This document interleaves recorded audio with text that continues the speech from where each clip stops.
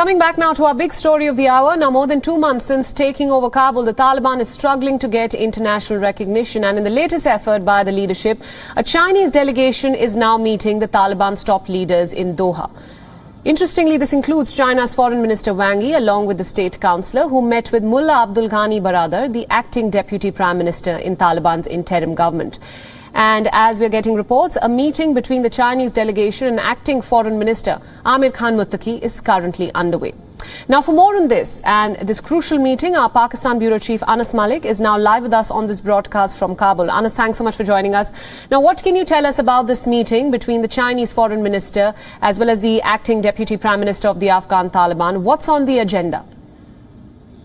A range of issues have been discussed in this very significant meeting that took place yesterday evening in Doha between the Chinese Foreign Minister Wang and the interim Deputy Prime Minister of the Afghan Taliban government, Mullah Abdul Ghani Baradar. They discussed a series of issues that includes the economic condition, the humanitarian crisis, aid, cooperation, unfreezing of Afghan assets, and terror. On the use of Afghan soil being used for terror purposes by groups that can be threat to China or the region, especially ETIM. The Afghan side has been pushed for ensuring that the Afghan soil is not used for terror-related purposes, and apparently the Afghan Deputy Interim Prime Minister Mullah Abdul Ghani Baradar has given the commitment as well that they will not allow Afghan soil being used. But the Chinese Foreign Minister Wang specifically addressed his concern with regards to ETIM or the Eastern Turkestan Islamic Movement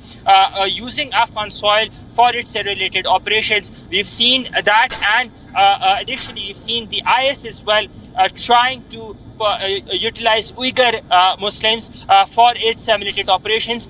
That is a cause of concern with regards to China, and that is something that the Afghan Taliban have been pushed for to ensure now that they are a political reality here in Afghanistan.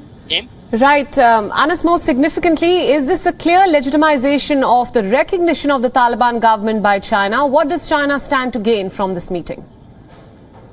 At this point of time, they are engaging. They are falling anything short of a formal recognition. The claim is that recognition does not, that engagement does not entail to recognition. That is what the Chinese side, or in fact the other international community, has been pushing. But one thing that has to be noted, that this meeting comes hours before the meet in Iran between the foreign ministers of Turkmenistan, Pakistan, China, Tajikistan, Uzbekistan and Russia. It's an Iran-led initiative on Afghanistan, but without Afghanistan's participation. So all the more important meeting, it would focus on key areas, especially with the issue of terror emanating from Afghan soil, because we've seen the IS ramping up attacks, we've seen the regional security situation at stake.